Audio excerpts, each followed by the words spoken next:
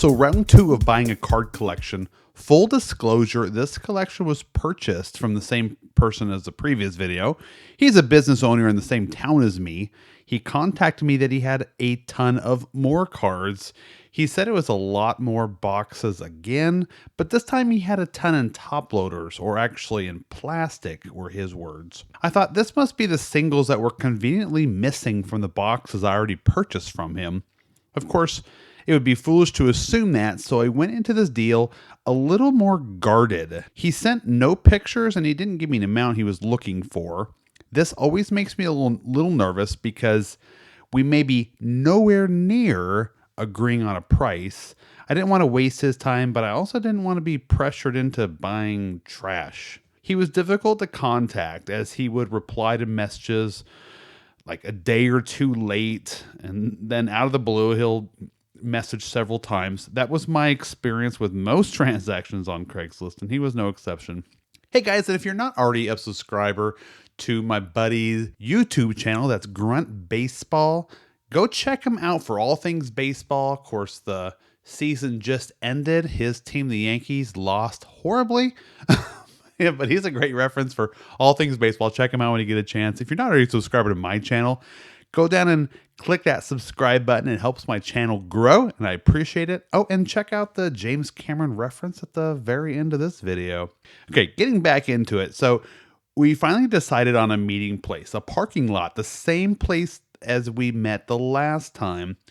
I waited there for 10 minutes after we were supposed to meet, but he didn't show up. So then my phone rings and it's him. He asked me to meet at his house nearby. Normally this would throw up some red flags. It rubs the lotion on its skin. But I felt like I could trust him since we'd already met. And because he's known in the community, I drove to his place, met him in the driveway, and he started placing cards from all sports onto like a folding table he had in his driveway.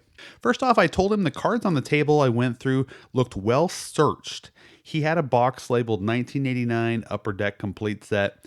I immediately opened it in front of him, and expectedly, card number 1 was missing. That's the Ken Griffey Jr. rookie, of course. I wasn't sure if he was aware of it, or maybe he had no idea. He told me he was looking for $70 for everything. I said no, that I didn't think there was that much value.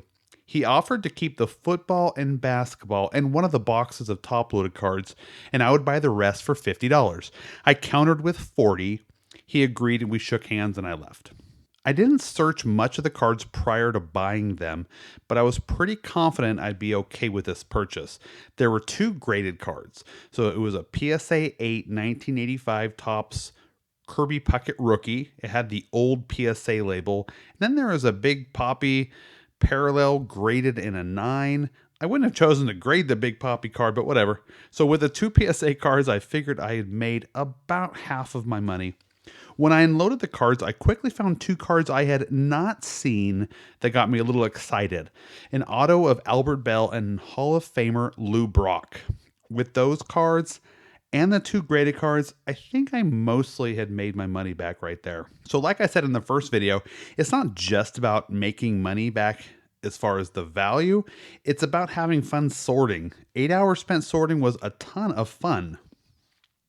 Here's some packs of Nolan Ryan Advil cards. I know nothing about those. The chaos of sorting ensued as I went through boxes and boxes of cards.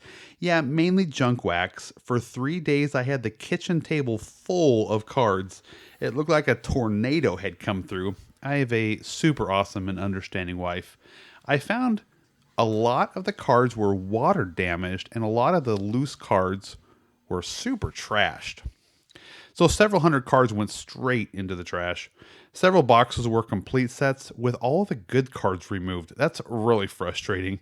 I found a few cards here and there to top load, but this was shaping up to be like the last cards I had bought from this guy. Things took a serious turn for the good when I came across 3 small plastic totes. What I thought was more water damaged junk wax was vintage football. I sorted through 1973 up to 1984 Topps football cards, probably a couple hundred of them. These cards were not searched, and I found some great cards. Archie Manning, Roger Staubach, Walter Payton, Ronnie Lott, Terry Bradshaw, and Joe Montana. I was constantly checking sold prices on eBay since I don't claim to be like an expert in football cards. I top loaded a bunch of the football cards. I had a small heart attack though when I came across the Montana rookie. In this condition, this card is selling for around $50. It was a card from my Holy Grail list. Needless to say, I was pretty excited. It was evident the baseball cards were searched, but not the football cards at all. Here's a bunch of weird Bo Jackson cards. No real value, but I decided to top load them. I think back in the early 90s, our society had a strange fascination, an obsession with Bo. And then there's this Bo card. I had to top load it because I hate it so much. It looks like someone held a contest for artwork and it was won by an 8-year-old. This card should have never been made, and now it'll be part of my collection forever. So here's a few that can be found in the $5 or less bin. I really love that Joe Carter rookie card. I had one already, so this is my second one. Here's several junk wax stars, worth $1 or $2 each. And like I mentioned, the 2 autos and the 2 graded cards.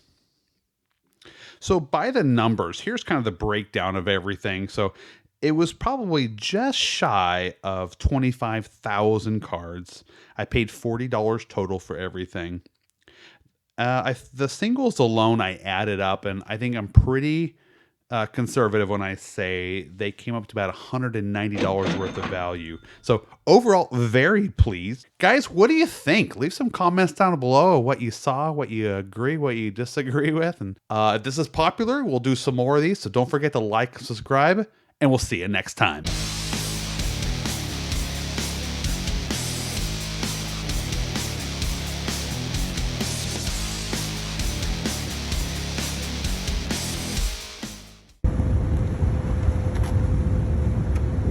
I'm the king of the world!